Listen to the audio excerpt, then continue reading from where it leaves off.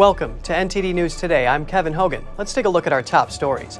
The Senate has confirmed 100 judges since President Biden took office. Democrats are celebrating, and they're especially highlighting the diverse backgrounds of the judges. A fiery hearing in Washington yesterday at the FCC needs a board member, and nominee Gigi Sohn wants the job, but Senate Republicans say not so fast. How will Republican presidential candidates win over voters in next year's primary? Apparently by pushing back against critical race theory and gender ideology. That's what a new poll says. We hear from the pollster. Concerns rise in Ohio in the wake of the train derailment. Is the air and water safe? Authorities say toxic chemicals have entered the Ohio River.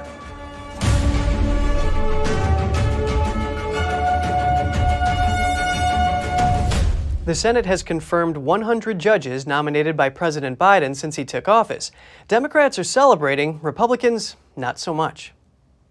Today, the Senate reaches a major milestone as we confirm the 100th judicial nominee of the Biden administration. Democrats are celebrating the 100th federal judge confirmed by the Senate under Biden. Senate Majority Leader Chuck Schumer took to Twitter Tuesday, saying this Senate has confirmed more judges by this point in a president's term than under either of the two previous administrations, and will keep going. In a related press release, Schumer highlighted what kind of judges they confirmed, saying Senate Democrats have focused intensely on expanding the diversity of our courts. The Democrats' press release also points out that more black women have been confirmed to the circuit court judgeships under President Biden and Senate Democrats than under all previous presidents combined. President Biden made similar remarks about the 100 judges, saying, "I'm especially proud that the nominees I've put forward and that the Senate has confirmed represent the diversity that is one of our best assets as a nation." However, Texas Senator Ted Cruz says the Senate may be pushing diversity at the expense of competence. Many of these nominees are quite literally the most extreme judicial nominees I've seen in 10 years on the Senate. Part of the reason the Democrat majority is trying to move 29 nominees in one morning is to flood the zone with so many bad nominees that nobody can focus on how utterly unqualified these nominees are to be judges. As an example, Cruz says that judicial nominee Kenley Keakato was unable to say if racial discrimination is wrong when he grilled her on it. Okay, let me ask again, is racial discrimination wrong? Senator, as a judge, I don't deal with issues of morality or whether something... So you have no views on whether it's right or wrong? Senator, because that is an issue that is frequently litigated before the courts, pursuant to Canon 3 of the Code of Conduct. Okay, so why? Cruz also criticized that all Democratic senators agreed to confirm the Biden nominees. It's not just the judges the Senate is confirming. Yesterday, a nominee for the Federal Communications Commission board sat for her third hearing, but she was met with strong opposition from Senate Republicans. NTD's Daniel Monahan has more on the hearing. Good morning, Ranking Member Cruz and members of the committee. President Joe Biden nominated Gigi Sohn in October 2022 to fill a vacant seat on the 5-member FCC board. Sohn is an attorney who previously served as counselor to former FCC Chairman Tom Wheeler. Senator Ted Cruz says a basic requirement for public officials is trustworthiness. Cruz says Sohn has failed on that front. The issue is her tenure on the board of a company that was sued by multiple TV networks for copyright infringement. A settlement was reached around when Sohn was nominated for the FCC position. Cruz called the settlement a sweetheart deal and questioned the timing. Cruz also claimed Sohn made political contributions to at least 12 senators who were set to vote on her confirmation. Republicans brought up social media posts Sohn shared or wrote criticizing police, members of the Senate, and conservative media outlets. Ms. Sohn portrays herself as a defender of free speech, but she has a history of campaigning to censor conservatives. She calls Fox News, quote, dangerous to our democracy.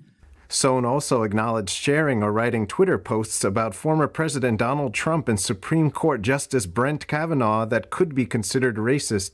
The Senate committee chair says these personal attacks are a distraction. Ms. Sohn has a history of putting the public first, but Republicans aren't backing down. I fear that if you're given this position of authority, you will use that authority to continue to inflame and to continue potentially even to censor based on some of these ideas. Individuals in politics have strong convictions, but serious leaders demonstrate the ability to act in a fair and impartial manner. You have not. Sohn countered that the posts were made in her role as a private citizen and had nothing to do with the FCC. And Senator Edward Markey came to her defense. He said she has been the victim of smears, double standards, and personal attacks. Daniel Monahan, NTD News. The culture war. According to a new poll, that's going to be a critical battleground in 2024. The poll shows Republican voters in the presidential primary are most likely to support candidates tackling things related to critical race theory and gender ideology. Let's learn more about it.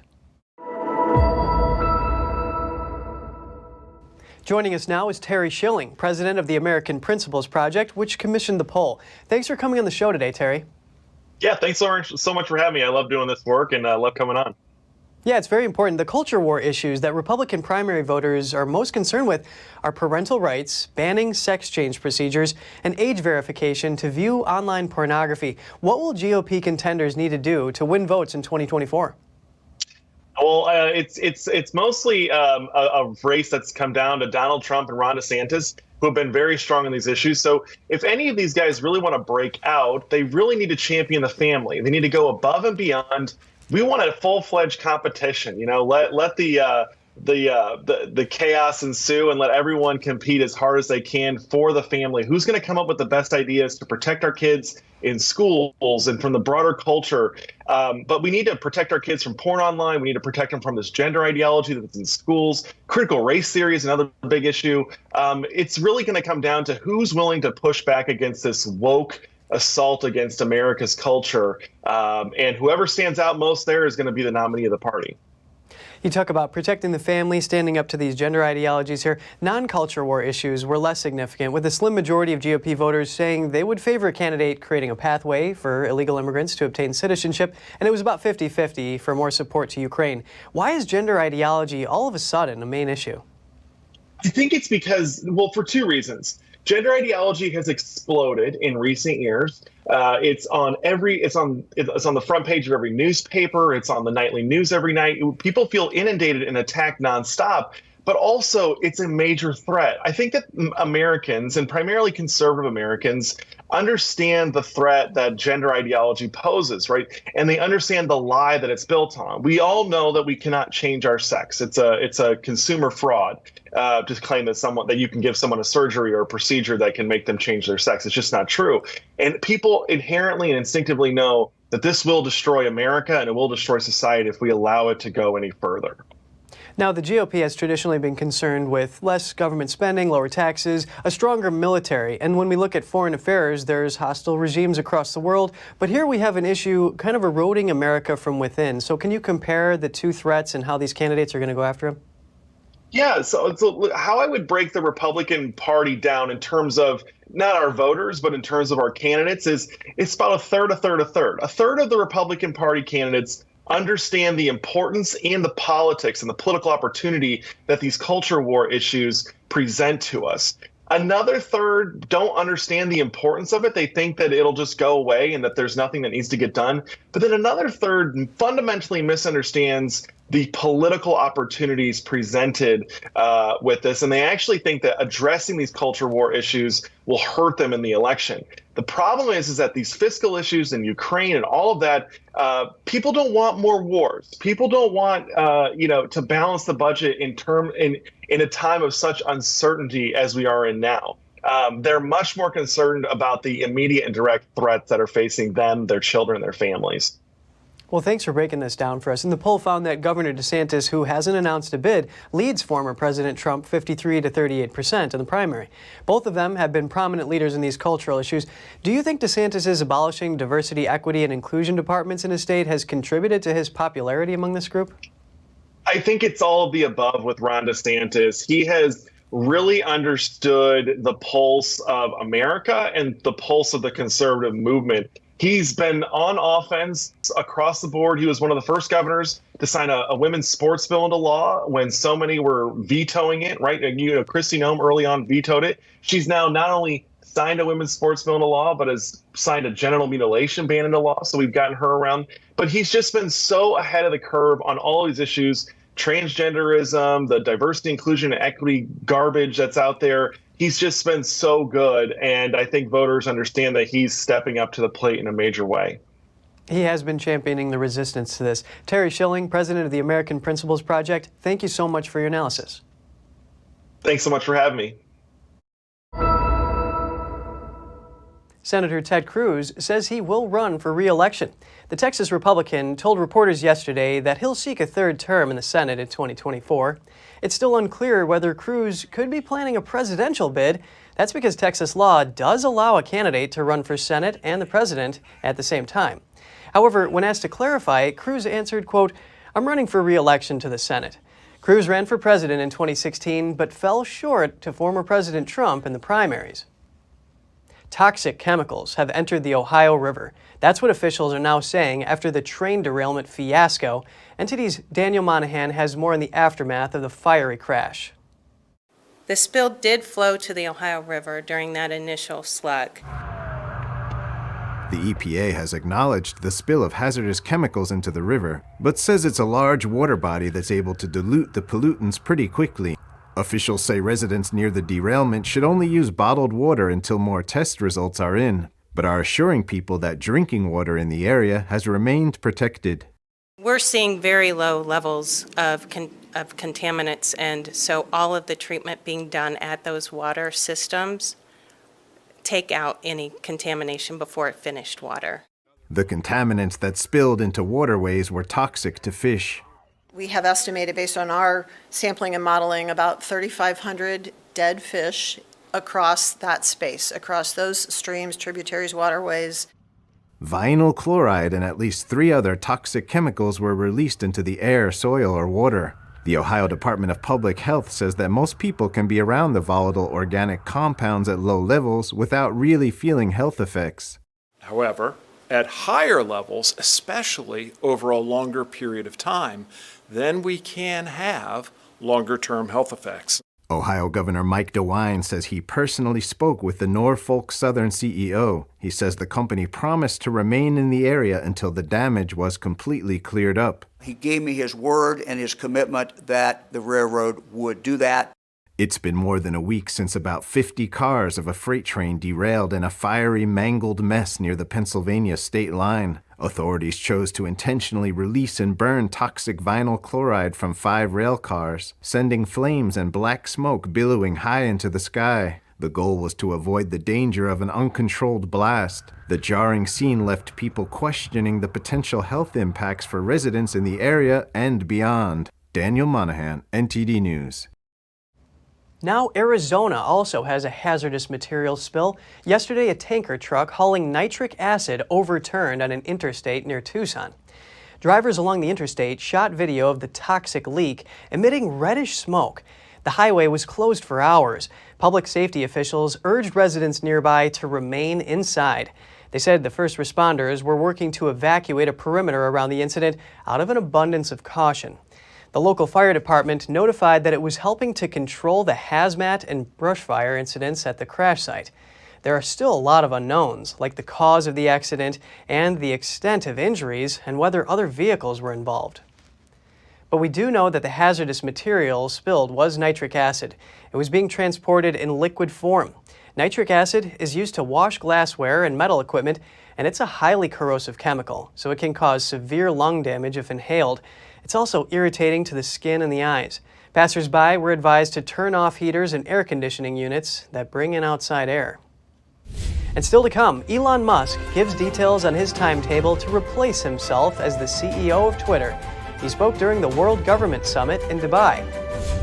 And New York City taxpayers have spent more than $500 million on city-owned car crash claims.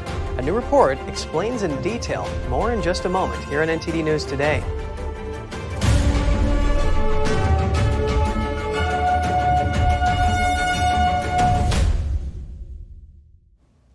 Senator Josh Hawley introduced two bills aimed at big tech yesterday.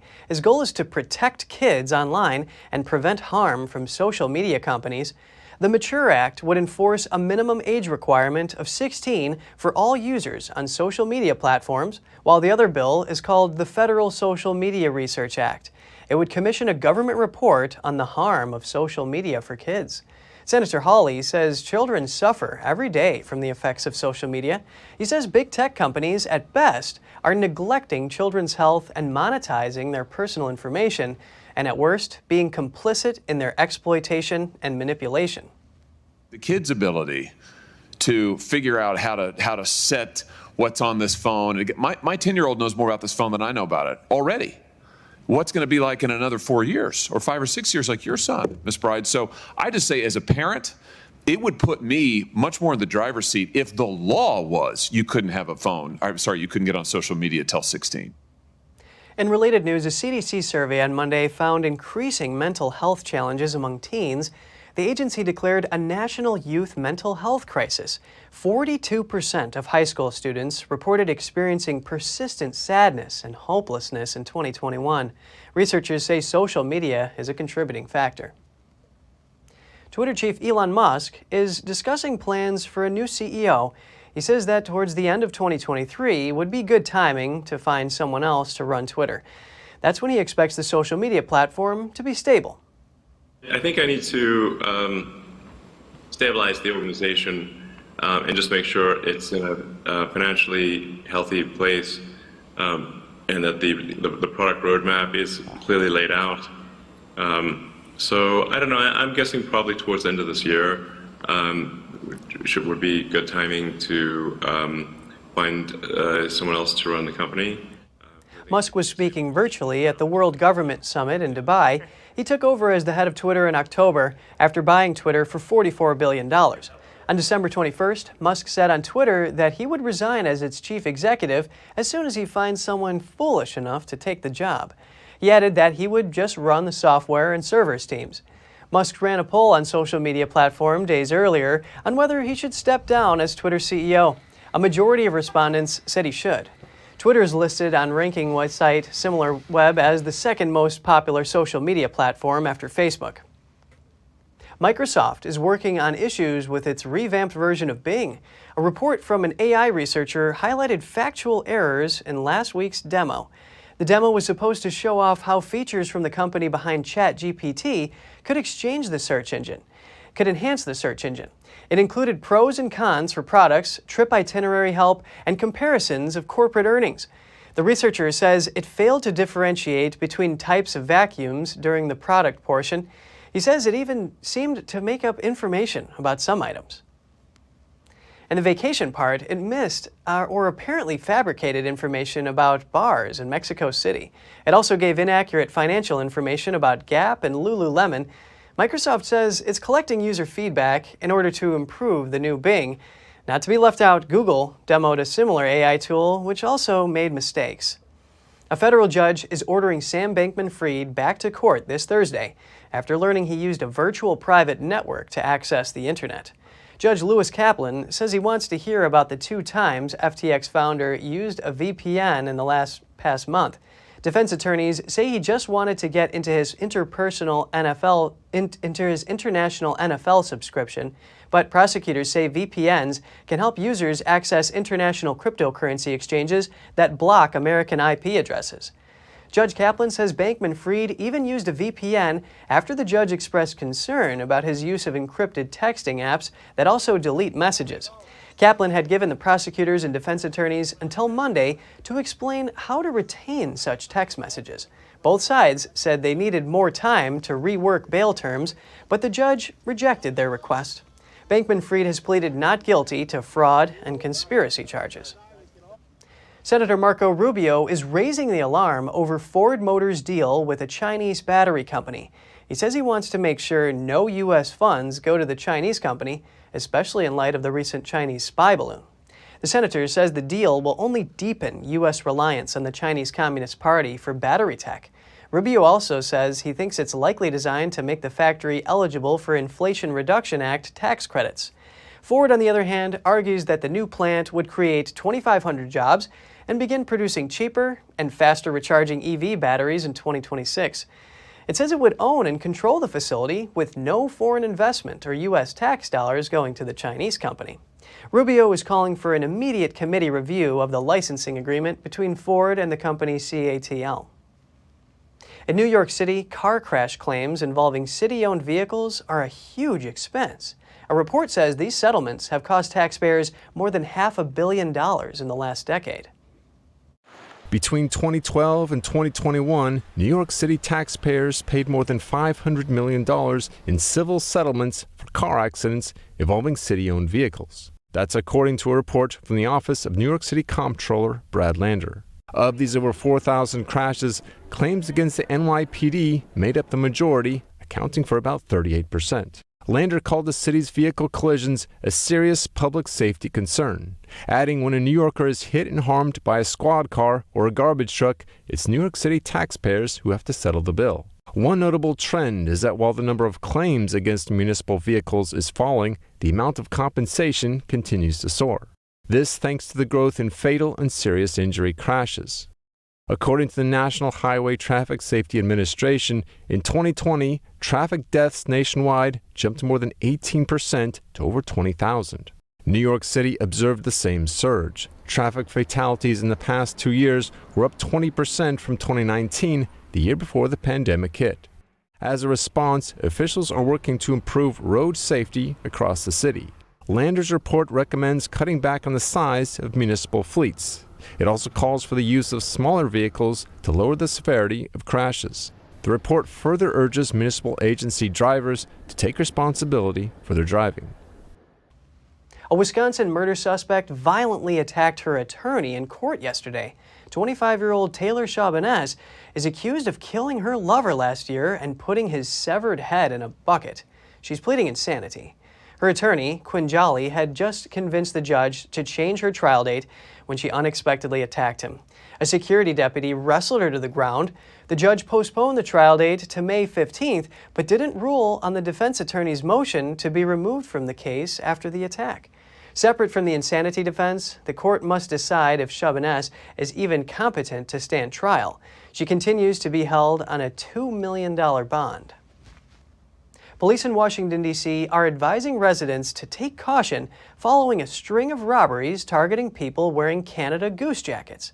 Winter coats from the popular brand are valued from $550 to over $1,800. Police say at least 5 robberies have been reported since the start of the year. People are asked to see if their coats are held at gunpoint, but to get a good description of the robber and call 911. Some of the robberies have occurred in broad daylight on busy streets. In one case, District of Columbia police sought help via Twitter to identify 2 men who stole Canada Goose jackets from a couple walking with their son. According to NBC Washington, the men approached the couple in the middle of the afternoon. 4 dead whales have washed into the Virginia coast. Authorities are now investigating. The National Oceanic and Atmospheric Organization said that 20-year-old male North Atlantic right male. They're considered one of the world's most endangered large white whale species. Likely fewer than 350 remain in the wild. The other whales were humpbacks. One found on February 7th showed no obvious signs of recent entanglement or interactions with ships. Another was dead for several days before washing ashore. Along the New York and New Jersey coast, nearly a dozen whales have been found dead since early December. And just ahead, a radio host was beaten to death in a Chinese prison, all because of his faith. His close friend posted a graphic video of his corpse that went viral on Twitter. And the Chinese regime is accused of meddling in Canada's federal election. They allegedly targeted a member of parliament with disinformation campaigns. We'll have the details soon when we return.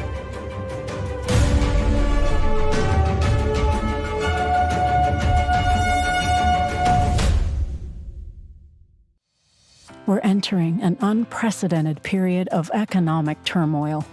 The economy is unstable, our government is in shambles, and the global war on energy has created a domestic crisis. Americans need a way to protect their financial future. One way to ensure your wealth in retirement is by purchasing physical gold and silver. We can help. You can roll any part of your retirement account into a gold or silver IRA. Better yet, you can open a gold or silver IRA in 5 minutes or less using our online application. Preserving your family's financial legacy is a choice that's always available to you. And when you're ready, we're here to help. Call us and speak to one of our IRA professionals. Let's build your financial legacy together. GSI Exchange, wealth for generations to come.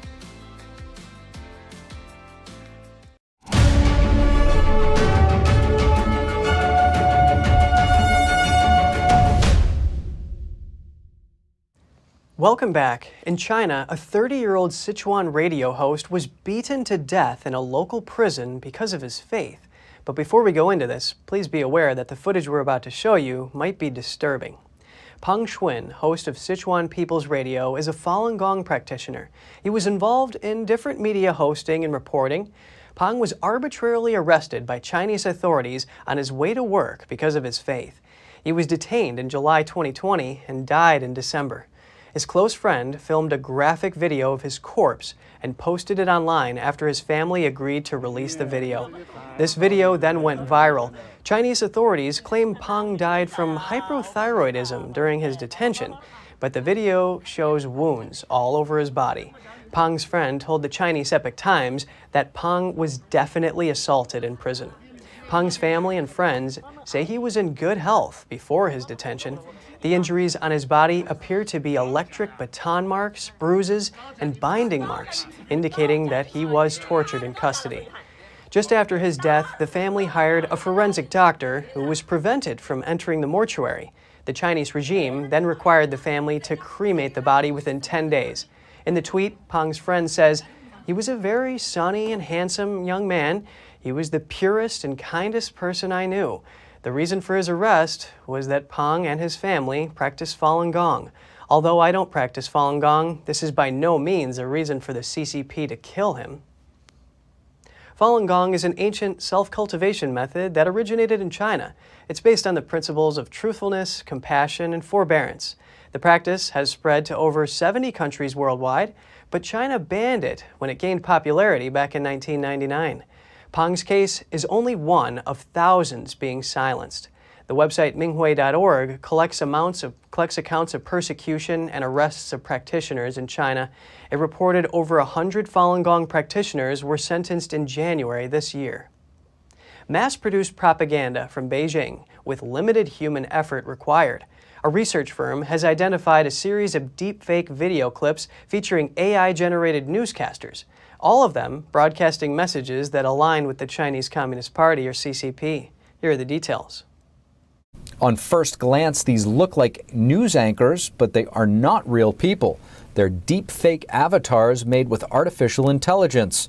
It's unclear who is behind this, but last year, pro-CCP bot accounts sent them out over Twitter and Facebook. But this is the first time we've seen footage of an entirely fictitious fake person used in a politically motivated influence operation. This particular set of videos was promoted by an operation that we call Spamouflage, which we've been tracking since at least 2019. And routinely amplifies narratives that align with Beijing's strategic interests. The research from Graphica issued a report on this broader campaign. It says in part, quote, "More videos portrayed the U.S. in a negative light than focused on any other theme. These fake news anchors were made with technology from British AI company Synthesia. This technology is spreading rapidly around the world. China's state media has even created a whole team of AI news anchors. The proliferation of deepfake videos makes it dramatically harder to combat disinformation." The Chinese regime's alleged interference in foreign elections is back into the spotlight. In Canada, a former diplomat says China's disinformation campaign has cost a member of parliament. Here's the story. Canada's House of Commons heard a round of allegations accusing Beijing of meddling in the country's 2021 federal election. In September of that year, then popular Conservative Member of Parliament Kenny Chu lost his seat, but he might still be in office if it weren't for a Beijing disinformation campaign. That's according to former ambassador to China, Charles Burton. He testified at the hearing before Canadian Congress last week. I think what happened in the case of Mr. Chu was that on the same day as there was a poll that came out that showed that the Conservatives might achieve a minority government, then this massive campaign of disinformation on multiple Chinese language websites directed at people in Canada appeared. What made Chu a thorn in the side of the Chinese Communist Party, or CCP? In a bill in April, the politician called for the resignation of those who lobby for foreign governments. He also voted to declare China's treatment of Uyghurs as genocide. CCP-controlled media outlets were quick to blast Chu as a so-called anti-China activist and succeeded in stoking the wrath of the Chinese nationalists overseas. Burton argued that Canada shouldn't back down. My subjective judgment was that the impact was enormous. The longer we remain passive and ineffective, the more encouraged they'll be that they can do more of this and get away with it. No Chinese diplomats have been declared persona non grata, and no agents of the Chinese regime have been brought before a Canadian court to be accountable for alleged criminal activity, that this emboldens the Chinese regime to do much more of it in the next election. Persona non grata means the person is unwelcome. Global News cites a 2017 memo to Prime Minister Justin Trudeau. It lays out evidence of the Chinese regime's infiltration in, quote, all levels of government. It adds that those tactics are designed to influence Canadian officials and to compromise the security of the country. What's more, Beijing has been caught secretly funding Canadian candidates. The Canadian Security Intelligence Service is investigating the situation. 4 balloons spotted in recent days, one of them from China, but what about the other 3? We sat down with Casey Fleming, the CEO of Black Ops Partners, to find out more about the balloon's origins and why he calls the situation a Pearl Harbor moment for the United States. Casey, thank you so much for joining us. Great to have you back on the show. Thank you for having me. So it seems almost every day we have another object being shot down after the Chinese surveillance balloon. We also had 3 other objects, one in Canada and then 2 others. One of them was described as an octagon. What are we seeing here? What's the significance? What's really happened is very key. These balloons that are coming across the United States and in other parts of the world, South America and others as well, these balloons are today's Pearl Harbor moment. It's very serious, okay? And when I say that, you know, Americans are typically the kind of people that say, hey, listen, I'll believe it when I see it. Those of us who work in counterintelligence have seen this all day, every day for decades of what's going on under the scenes in the CCP's unrestricted warfare strategy to eliminate and destroy the United States and the free world. And so the balloons are, you know, they accomplish several things. Number one, it's psychological warfare because they're entering sovereign territory, sovereign airspace. And those of us that go outside and look at the bright stars and those starry nights, those Texas nights or wherever we are, those are protected by the United States, and no foreign adversary is ever going to penetrate our skies. And they did. And so that's number one, to show weakness and to threaten the United States and say that you're no longer on top. And so you can be rest assured that you watch the news programs throughout China. They're saying, yes, the United States is weak, China's the most powerful, and all that's being used to handle psychological warfare, showing that the United States is weak and the CCP is stronger. The United States is a declining power and the CCP is a rising power, and the only one with the ability to take over and run the world, albeit not a free world, but a Chinese communist world. So anybody still doing business in China and buying Chinese goods and services, all you're doing is funding the Chinese Communist Party to take over America, your family, your children, your grandchildren. So I would caution Americans to really look for other sources to spend their money. And then secondly, vote people in office, state, federal, local government, that are not infiltrated and subverted by the CCP. And you mentioned that this, is our Pearl Harbor moment. So how should we be responding? We should respond by not buying Chinese products whatsoever, making sure any of our investments are not investing in China, and staying educated on this subject, educated on unrestricted warfare. Understand that these events that are happening throughout the world, and they'll continue to happen, they'll be more frequent and more serious, that you have to understand it's not the world we lived in 5 years ago. It's not the world we lived in 10 years ago. We have an adversary who wants to take us over. So stay educated, stay alert. If you have any news tips or feedback for the show, don't hesitate to email us at news.today@ntd.com. And coming up, the First Minister of Scotland quits suddenly. She says she doesn't want to negatively affect Scotland's independence cause. A commission publishes a report on sexual abuse in Portugal's Catholic churches. It says thousands of children were abused over 70 years. More shortly here on NTD News Today.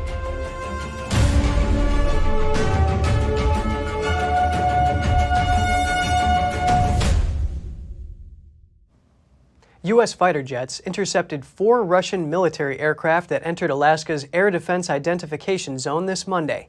The North American Aerospace Defense Command, also called NORAD, oversees North American airspace and its defense. The organization responded to the incursion with 2 F-16 fighter jets, 2 F-35 fighter jets, and 3 other supporting aircraft. The NORAD forces successfully intercepted the Russian bombers and fighters. Alaska's Air Defense Identification Zone is not part of U.S. airspace, but is the zone immediately surrounding it. The NORAD statement said that the incursion was in no way related to several high-profile, unidentified aerial phenomena over the last 2 weeks. Further, it said the action was more routine than escalatory. Russian forces usually attempt to penetrate the zone several times a year in an effort to test U.S. responses. But Russia's military is also taking some not-so-routine actions. For the first time in 3 decades, Russian ships have sailed into the Baltic Sea with tactical nuclear weapons. The Norwegian intelligence service said these ships are part of Russia's northern fleet. The report notes these weapons pose a serious threat to NATO in several scenarios. The ongoing tensions between Russia and the West could further heighten that threat, meaning a local conflict could evolve into a broader war. A U.S.-backed report published yesterday says Russia has held at least 6,000 Ukrainian children. It says the primary purpose appears to be political re-education. In many cases, Russia purported to temporarily evacuate children in Ukraine under the guise of a free summer camp, only to later refuse to return the children and to cut off all contact with their families. Such actions obviously will have serious long-term implications on these children's development. Putin seeks to rob Ukraine of its future by taking its children.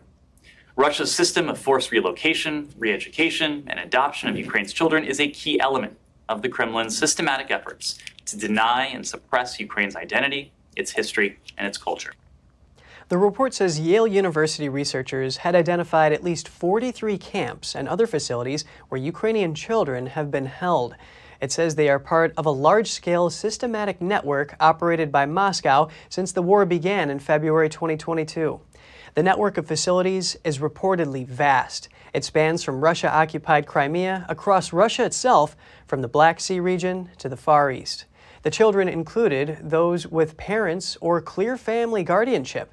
They also included children that Russia deemed orphans and others who were in the care of Ukrainian state institutions before the invasion. A security guard in the British embassy in Berlin spied for Russia. He appeared in court yesterday, and he's disgusted and ashamed for what he did.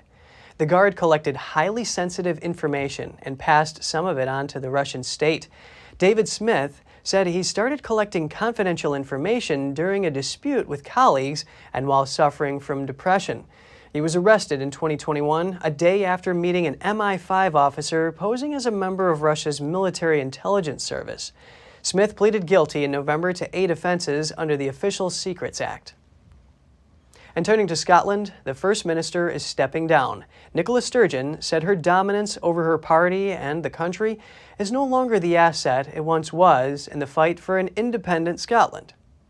Since my very first moments in the job, I have believed that part of serving well would be to know, almost instinctively, when the time is right to make way for someone else. And when that time came, to have the courage to do so, even if to many across the country, and in my party, it might feel too soon. In my head and in my heart, I know that time is now, that it is right for me, for my party, and for the country. The 52-year-old has been First Minister since 2014. She said she would also stand down as leader of the ruling Scottish National Party. She added that she'll stay in office until her replacement is secured. She said she was wrestling for weeks with the questions of whether she should continue in her position and whether she would negatively impact the Scottish independence effort. Sturgeon became a party leader after a 2014 independence referendum when Scotland voted 55% to 45% to remain part of the United Kingdom. In recent months, she has been outmaneuvered by UK Prime Minister Rishi Sunak over attempts to hold a second referendum. Over to the UK, the opposition Labour Party is accusing the government of overseeing a lavish spending culture. They say taxpayers' money was wasted on luxury items, but Conservatives are calling the report a political stunt and saying the information is publicly available online. Labour accuses the government of overseeing what it calls a lavish spending culture in Whitehall, using government procurement cards. The party has compiled a dossier in the use of the cards showing that across 2021, for 14 major Whitehall departments, nearly £150 million were spent using the taxpayer-funded cards. That figure was £60 million more than 11 years ago in the equivalent departments, although around £20 million of the difference could be explained through inflation. The Tories have called Labour's analysis a political stunt. The analysis showed that in March 2021, when Rishi Sunak was Chancellor, the Treasury spent over £3,000 for 13 fine art photographs from the Tate Gallery, despite ministries having access to the government art collection's pictures. Transport Minister Richard Holden suggested Sunak was unlikely to have personally approved the Treasury spending. He accused Labour of wasting civil servants' time on information already in the public domain. Every month, all of these data is published transparently on the government's website. Look, I can't justify, I'm not going to attempt to justify every individual piece of government spending on these cards. The report also shows that several departments appear to be using the cards to exhaust their budgets at the end of each financial year. For example, the Department of Health and Social Care in March 2021 spent almost £60,000 on items of stationery. That's compared with less than £1,500 in the whole of the rest of the year combined. Thousands of air travel passengers in Europe were stranded today. That's apparently due to an IT failure at the German airline Lufthansa. Lufthansa blamed the system failure on underground construction. Workers seem to have cut several fiber optic cables at a railway station in Frankfurt. The airline says repairs will take until later today. Lufthansa also owns Swiss, Austrian Airlines, Brussels Airlines, and Eurowings. These airlines canceled over 100 flights at the Frankfurt airport after today's system failure. It sounds familiar after airlines in the U.S. canceled over 1,000 flights last month after the breakdown of a key government computer system. In Portugal, a commission investigating the sexual abuse of children by members of the Portuguese Catholic Church has published a report. They said that at least 4,800 children were victimized over the past 70 years. Panel members called the findings only the tip of the iceberg. In Portugal, an expert panel looked into historic sex abuse of children in the Portuguese Catholic Church. These testimonies, as we will explain carefully, allow us to reach a much wider network of victims, calculated at a minimum number, absolute minimum, of 4,815 victims. He called the number just the tip of the iceberg. The committee, set up by Portuguese bishops just over a year ago, probed alleged cases from 1950 onward. Vatican official Hans Zoller said the church needs to be ready for more victims to come forward. Continue to listen to victims, because this will not be the end of it. We have now a certain number of those who have been listened to, who have answered the questionnaire, but this is not the end. The head of the Bishops' Conference apologised for the church having failed to grasp the scale of the problem. It is an open wound that hurts and shames us. We ask forgiveness from all the victims, those who courageously gave their testimony, who were in silence for so many years. Senior Portuguese church officials had previously claimed that only a handful of cases had occurred. The report said that 3/4 of the abusers were priests, with other perpetrators being linked to church institutions. Most of the abuse took place when the victims were in early adolescence. The panel regretted that the Vatican had taken so long to grant access to church archives. Portuguese bishops are due to discuss the report at an extraordinary meeting in early March. The church hasn't said whether it intends to pay compensation to any victims. For Antonio Maruj, a journalist covering religion for decades, the matter becomes even more relevant as Portugal is gearing up to host World Youth Day in August in Lisbon, with an expected visit by Pope Francis. World Youth Day needs to be an opportunity to show young people that, firstly, the church is willing to change. The hierarchy of the church is willing to change behaviors. The statute of limitations has expired on most of the alleged cases. The panel said only 25 allegations were passed to prosecutors. Just ahead, a show that is out of this world. Shen Yun drew a full house in Hartford, Connecticut. We'll hear what the audience has to say.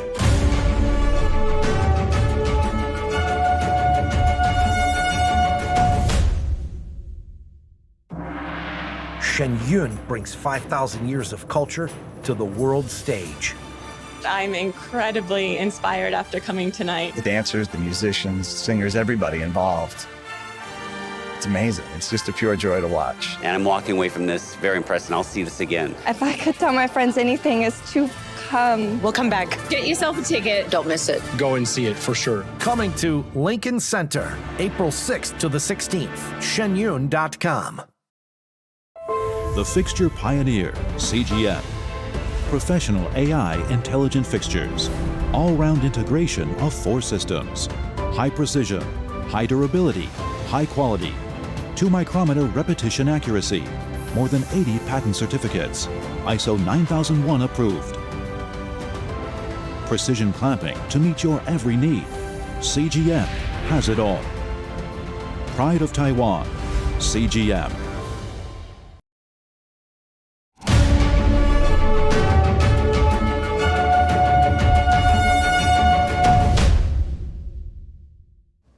Good to have you back with us. Shen Yun Performing Arts is touring around the world. Audiences say the show resonates with them and brings a universal message. Here's what people had to say after watching the show in Hartford, Connecticut. Powerful, beautiful, and inspiring.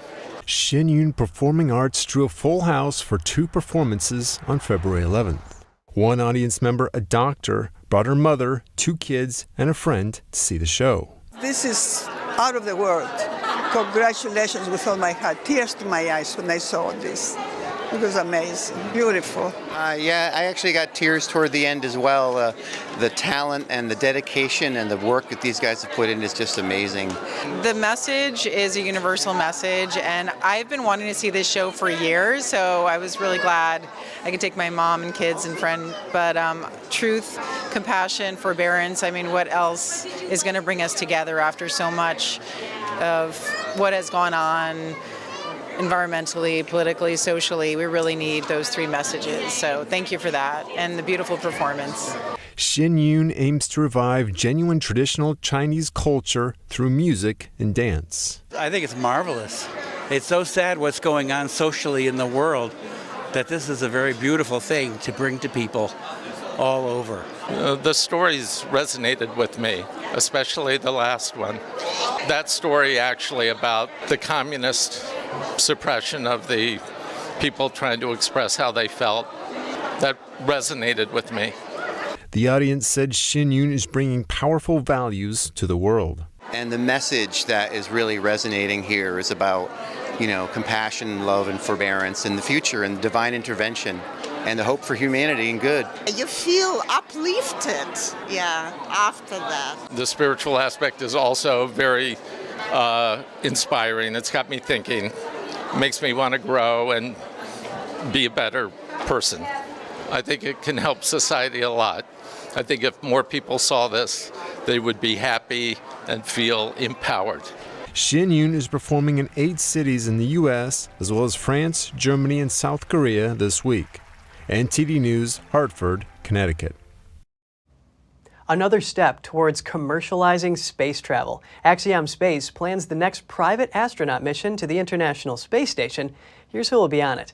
NASA and its partners announced that former NASA astronaut Peggy Whitson will command the flight. John Schaffner, a businessman from Knoxville, Tennessee, will serve as pilot, and 2 people from Saudi Arabia will be mission specialists. The crew is set to travel to the International Space Station on a SpaceX Dragon spacecraft. They plan to spend 10 days there and take part in a number of commercial and outreach activities. That's all for today's program. We're really glad to have you with us. Please send us an email if you'd like to tell us something. We're going to put it on screen. For podcasters, that's news.today@ntd.com. I'm Kevin Hogan, NTD News, New York City.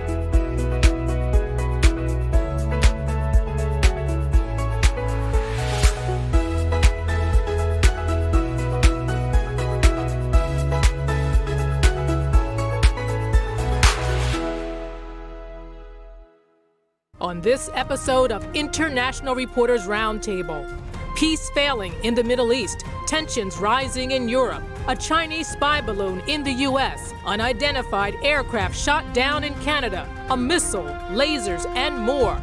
Are the fires of war being stoked? If so, why?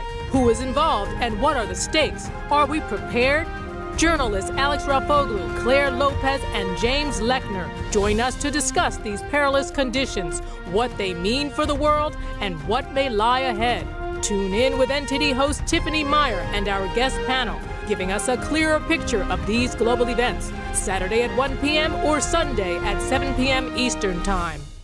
Thanks for watching us on YouTube. Did you know YouTube only keeps selected videos on its platform? So if you want to make sure you get the full picture, just subscribe to our newsletter. Go to newsletter.ntd.com and sign up. It's free.